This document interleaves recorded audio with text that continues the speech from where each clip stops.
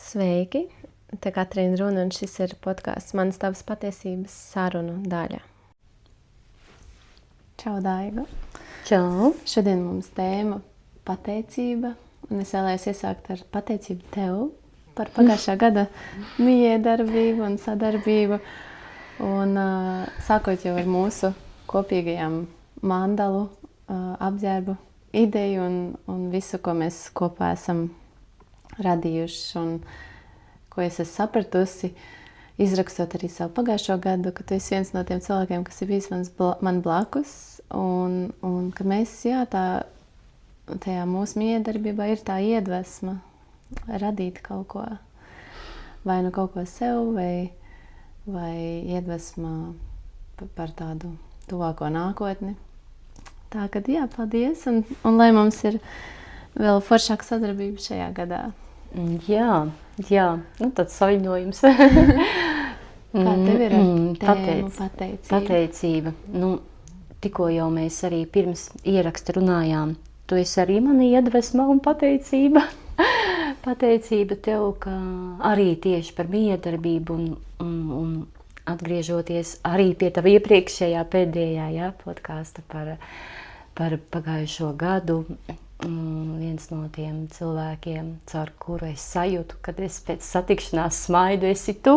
Paldies. Un tāpēc pateicība. Jā, tā tiešām esam tādi interesanti tā ka satiekās cilvēku un par krekliņiem. Jā, tu esi tas, kas man esi iemācījusi un virzījusi uzmanību, lai viss notiek sievišķīgi, caur to sievišķību. Jo, ka mēs jau to runājām bez ierakstiem, bet ir par to tapšanas procesu. Tu esi tā, kas man māca ar to sievišķību.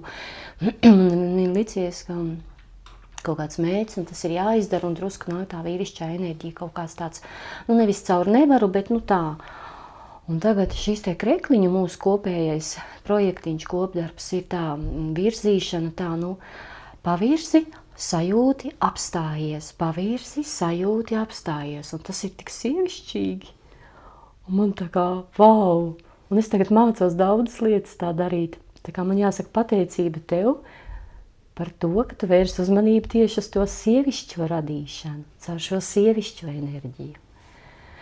Jā, tu man ļoti labi nospoguļoji, jo man jau pašai citreiz, tā kā kurpnieks bez kurpēm. Un tad, ja ir tā mijiedarbība ar vēl kādu sievieti, tas arī dod iedvesmu man. Un es vadīju pēdējā gada pasākumu, kur mēs klātienē izrakstījām to iepriekšējo gadu, un man atnāca pēc simboliem, kad čūska ir par to maigumu un par to sievišķo enerģiju. Un zirgs atkal šis gads ir par vīrišķo. Un tā, kad mums to čūsku vajadzēja pagājušajā gadā. Un tagad atkal, man liekas, ir cita jauda tam zirgam. Ir cita jauda. Man atnāca jauda, intuīcija, ķermenis. Jā. Ķermenis, zirgs arī ķermenis. Tā kā fiziskais, ķermenis, jauda, intuīcija. Intuīcija ar tomēr šī te sajušana, jo zirgi jau paši par sevi ir ļoti tādi. Bet par cik ugunīgais, ka varētu būt arī, ar jaudu, arī iekšē var būt kaut kāds uguns, kas tā kā sadedzina visu lieko. Vēl vai nedrusciņu ceļā. Bet par pateicībām, kāpēc man tā tēma patika un uzrunāja, tāpēc, ka es tieši decembrī nolēmu sākt ar pateicību un katru dienu uzrakstot pateicību un ieraugot vispār pateicību savā dzīvē. Tieši praktizējot, apzināti jau. Un Facebookā, kāpēc liku šos ierakstus 21 dienu, vairāk, kā es saku, pašdisciplīnai. Jo tad, kad, tas man iedeva tomēr tādu noturēt šo te laiciņu, jo bija dienas, kad es apsēdos un domāju, par ko pateicībā, jo bija arī diena, kas ir tāda varbūt smagāka vai satrauktāka. Un tad beigās, kas tomēr tajā dienas beigās apsēžos un pārdomāju, izstaigāju, saprotu, ir ok. Es varu atrast pateicību. Un katru reizi tas arvien dziļāk un dziļāk gāja. Ja pirmās dienas ir pateicība, fokus ir paldies par kafiju, ko es no rīta varu izdzert, vai paldies par sauli, tad 16. dienā jau man bija paldies, ka es esmu, ka es elpoju, kad es apzinos, ka es vienkārši jūtu, ka manī varās kaut kāds avots vaļāts ar to pateicību. Un tad bija tā smagā diena, kad man Dāvis saslima un abi bijām nomocījušies. Es atceros tajā vakarā sēdēju un domāju, par ko man vispār pateikties, man nav spēku. Un tas sapratu, paldies Dievam, visi dzīvi. Jā, nu pilnīgi tā, jā. Tā kā tas tāds ļoti liels process un cikls bija, pēc kura arī beigās es saslimu tīri fiziski. Un īstenībā tas ir forši, jo izkustinājās visa enerģētika, viss, un līdz ar to caur fizisko ķermeni iznāca. Nu, tāds ir mans īsais stāsts. Jā, interesanti. Un kā tev liekas, kā ir ar pateicību, ka tu publiski saki viņu? Vai arī pateicība tāda pie sevis? Vai ir citādāk, ka tu viens ir izraksti un otrs vēl pasaka skaļi? Jā, publiski vairāk, es domāju, es biju kā pašdisciplīnā, jā, jo tad es saprotu, ka ir kas lasa un ir kas gaida. Nu, tā kā, jā, man nebija tas uzdādījums, lai man ir sekotāji un kad vienkārši vairāk tā kā iedvesmots ar sevi. Jā, publiski rakstot, zin kā, es tomēr tā kā, es rakstīju, es diezgan atklāti rakstu tās savas sajūtas, bet bija kaut kādas lietas, ko es arī, nerakstīju. Nu, tā tīri līdz galam. Bet tā pateicība, kas ir dažreiz tā, ka šo pateicību jau tu vairs nevar ietiept vārdos.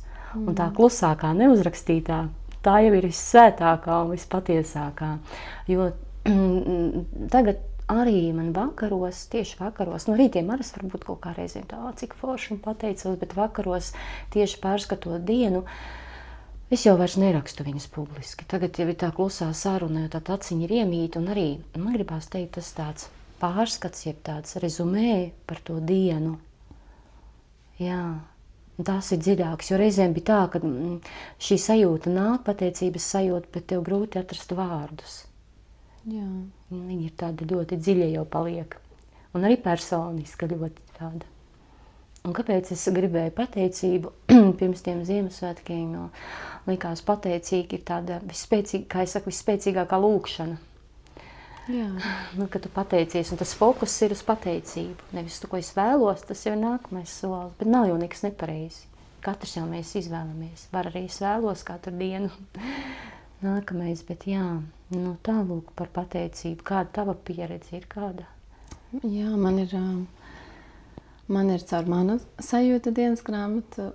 Es radīju dienas grāmatu, lai pirmkārt izrakstīt savas domas, un arī man vajadzēja tādu tā kā motivāciju, un tad tā gatavās klādas forma man palīdzēja. Un tad tur ir jāizraksta 3 pateicības, bet pēc tam, kad tu esi tā kā izrakstījis savas domas. Un ko es secinu, ka man laikam tā metode arī visvairāk palīdz, kad es iesāku ar kaut kādas sajūtas izrakstīšanu, un tad es esmu ievērojis, kad man automātiski nāk tad arī tā pateicība. Un tā kā es to dalījos aizkadrā, kad nesen rakstīju vēstuli cilvēkam, kur man vajadzēja vienkārši to savu daļas enerģijas izrakstīt ārā, lai nekas nepaliek manī.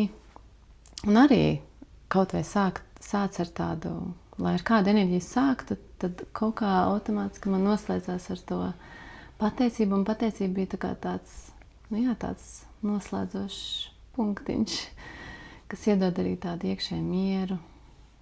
Un pateicība arī man ir tāda ļoti tuva, jo tā ir tā arī mīlestības enerģija. Un jogā arī.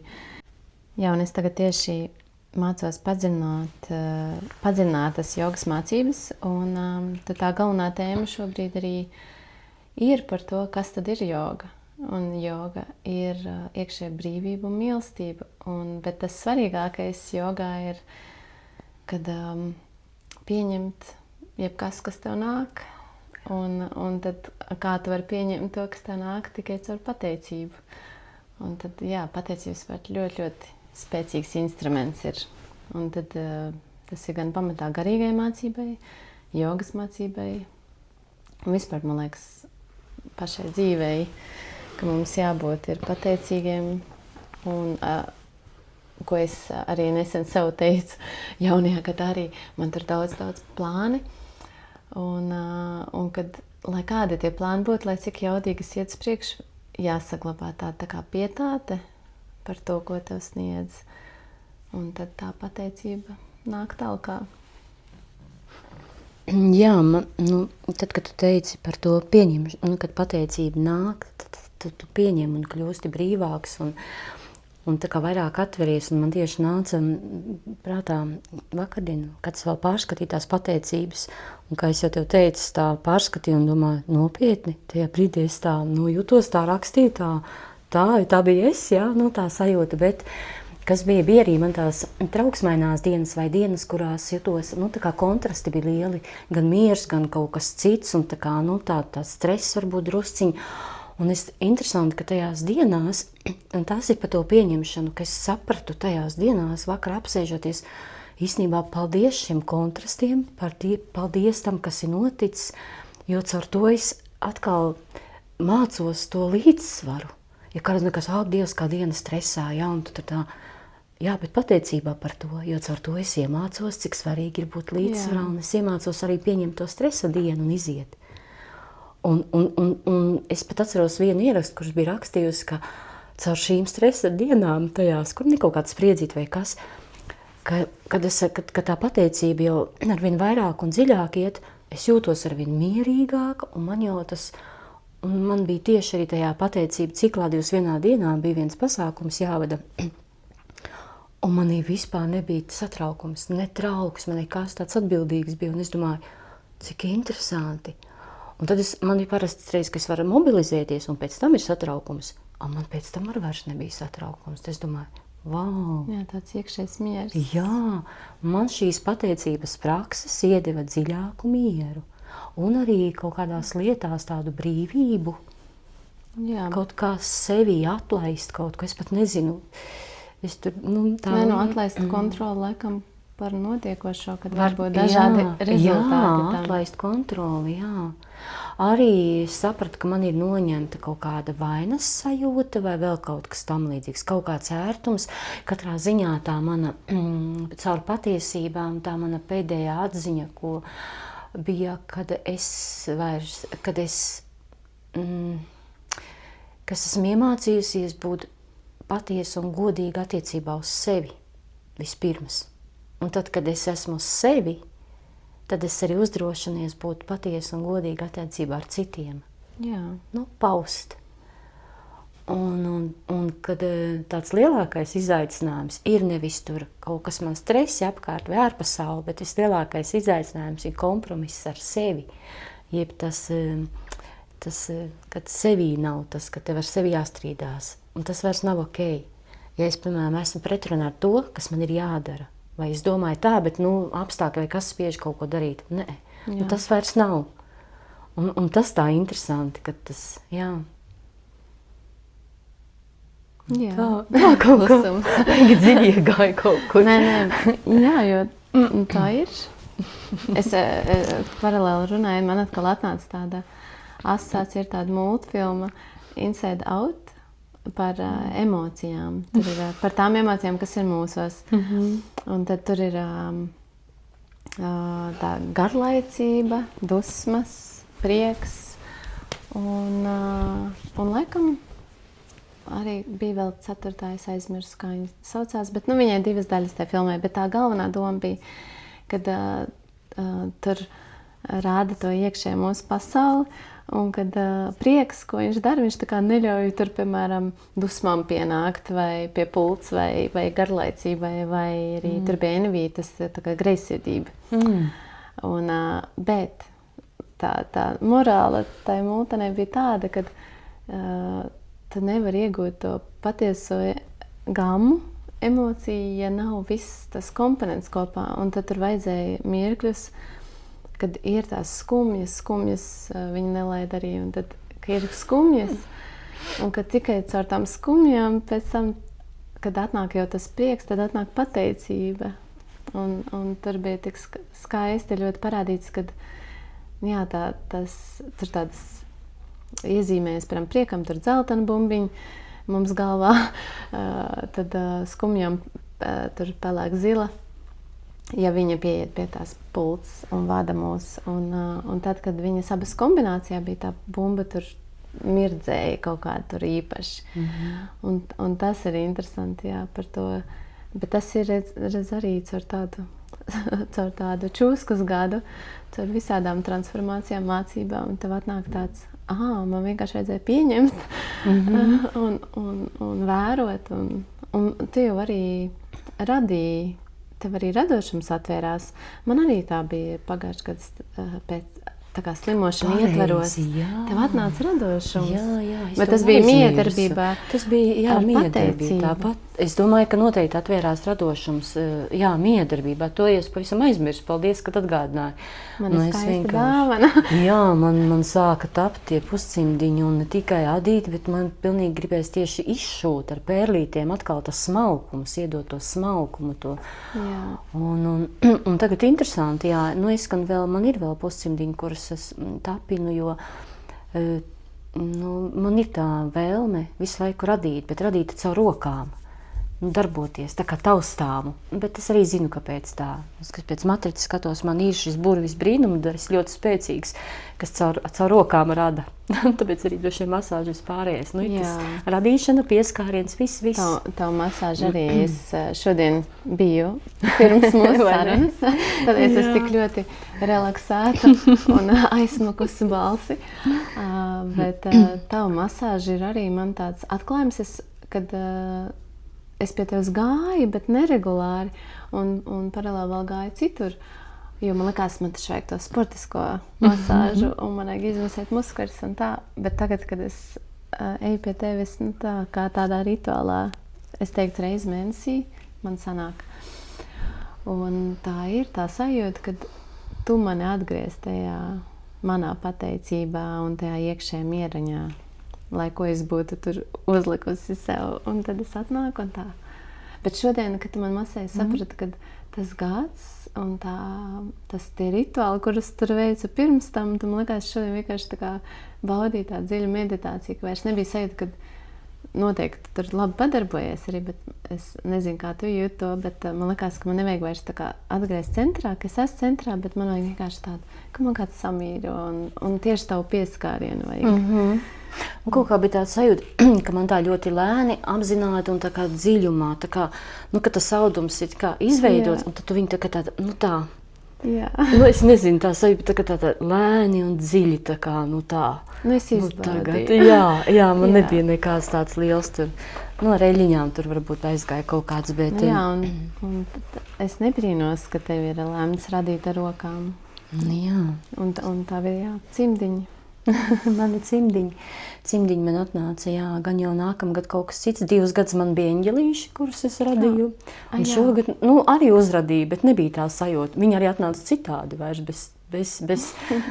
bez princešu spīguļiem un cakām, vairāk kā palaiņi, tādi mazie. Kā tie eņģeļi? Amoriņi. Rotaļīgi eņģeļi atnāca, jā. Es tagad, kamēr mēs paralēli runājam, vienkārši atradu jebkuru dienu te par pateicību. Vienkārši, kā es teicu, es arī pēc tam pārlasu un domāju nopietni, bet kad es tajā plūsmā un tajā praksē, tu jau automātiski, bet plūsmā raksti un pēc tam caur nāk. Un tad viena diena, nezinu kura, kur es esmu rakstījis, un šodien es sapratu vēl ko svarīgu. Pateicība mostas tur, kur mēs apzināti izvēlamies sevi, bet nevis egoismā, bet cieņā pret savu spēku, veselumu un vajadzībām. Kad mēs pasargājam savas robežas, mēs pasargājam arī savu gaismu. Jā. Tādas skaistas atziņas. Es to sēdēdama neizdomātu, goda vārds. Bet caur procesu. Bet caur procesu atnāk kaut kā tas saslēgums. Jā. Tā kā... Man arī, kad bija tās lielās slimošanas pagājušajā gadā, arī transformācija caur ķermenisko, tad arī es pirmās 2 reizes kaut ko tur cīnījos pretī un nepieņēmu, un atkal devos tādā jaudā, un tur tālu bija no pateicībām. Un tad 3. reize man bija tāda, kas man nolika tā pavisam, un tad es atceros, ka es cīnījos, vēl kaut ko cīnījos, un beigās, labi, kaut ko paradīšu. Jo es sapratu, ka, ja ķermeniski es nevaru, tad vajag kaut ko radīt. Un tad atnāca ideja par podkāstu. Tas bija viens. kad vajag kaut ko radīt, man atkal padodās tā runāšana, man liekas, un komunikācija. Un tas man atnāca, bet otrs man bija, kad man arī padodas, bet tas priekš sevis tā kā pārzīmēt kaut kādas attēlus. Un es arī pārzīmēju, paņemu Pinterestu, pārzīmēju, agrāk tā bija viena no manām arī tādām nodarbēm, hobijiem. Un pārzīmēt ir tāds bildi, kas man uzrunāja, izkrāsoja. Un vēl man atnāca tā kā tekstiņa, ka jāpieliek klāt. Un noliku. Un man likās, ka man tas attēls jau dziedināja. Tad es paņēmu savu dienas grāmatu, izrakstīju domas un uzrakstīju pateicības. Un tad kaut kā likās, caur to grūto pieredzi nāca tāda gaisma manā galā. Un beidzot atnāca miers, jo es visu laiku skrēju.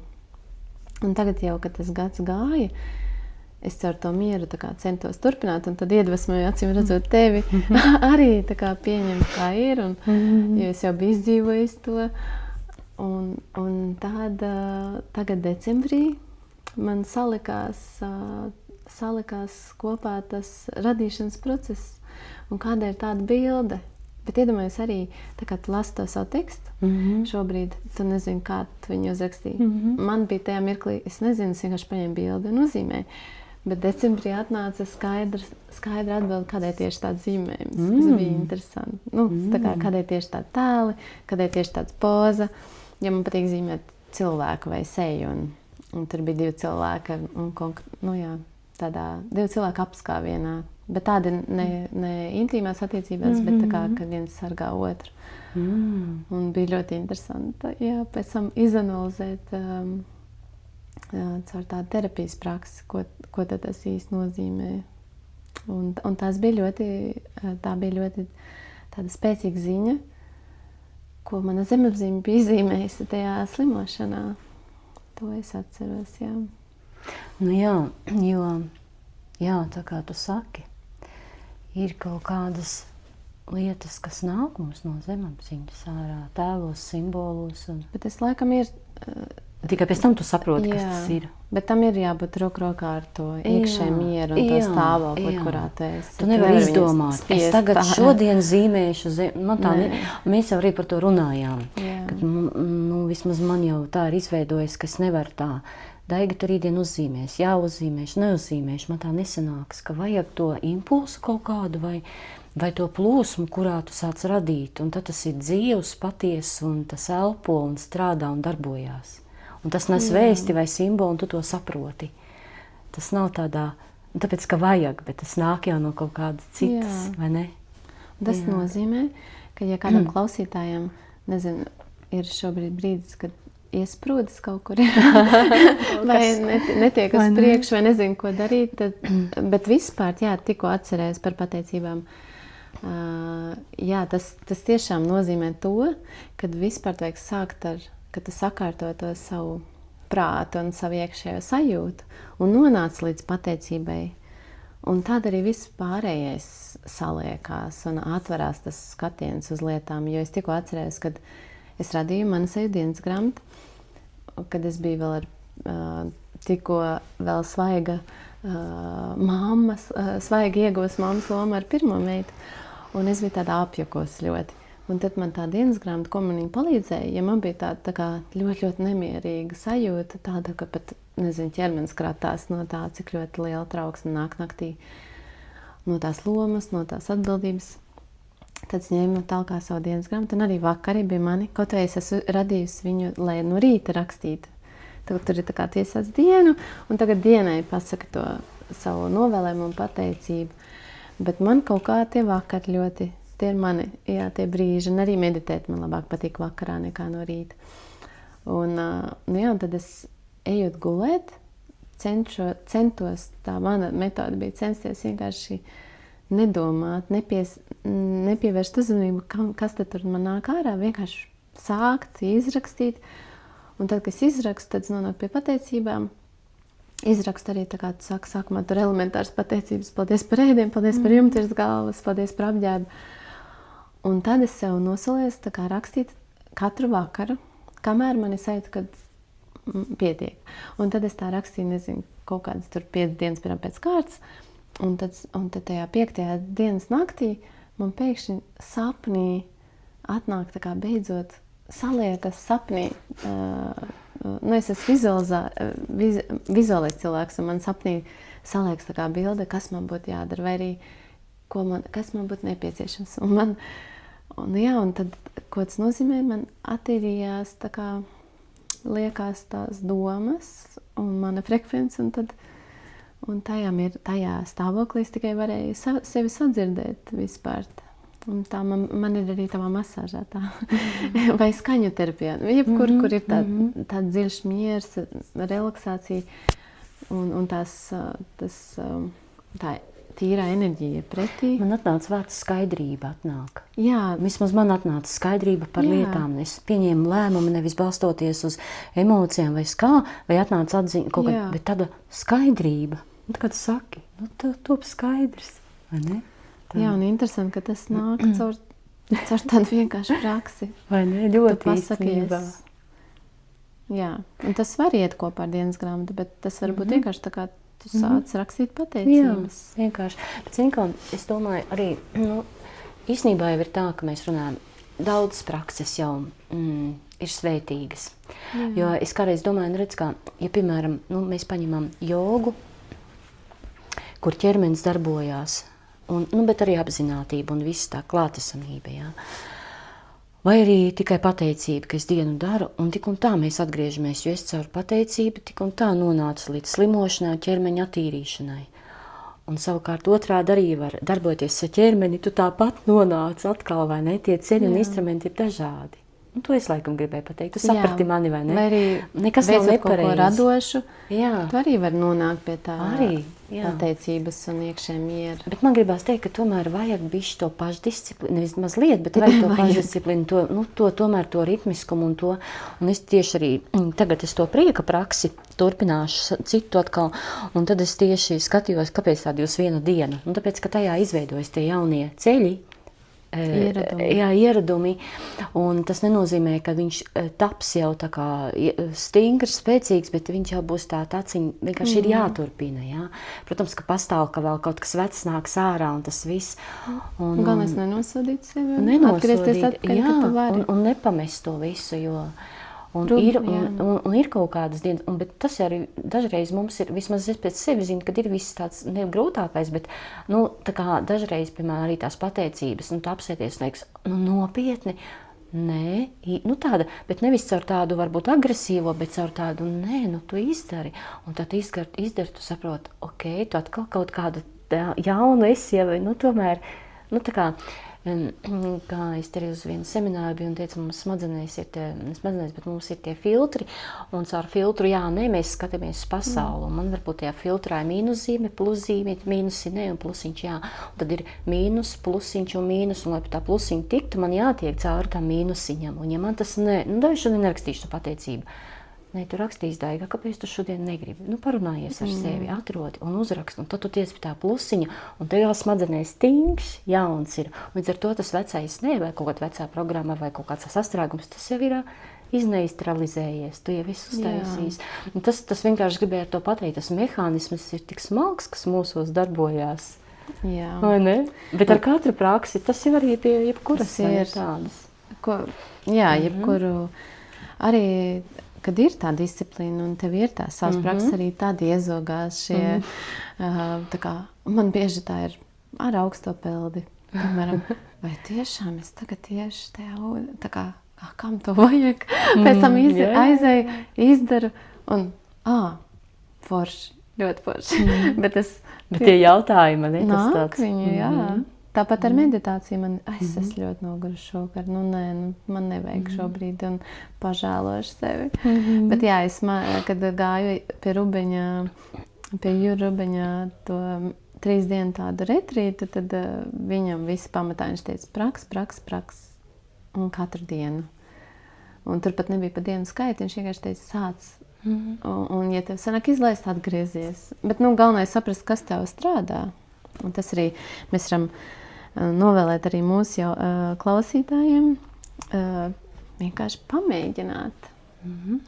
Manā dienas grāmatā ir 3 pateicības, Kāda tev bija metode? Kā tu izrakstīji savu pateicību?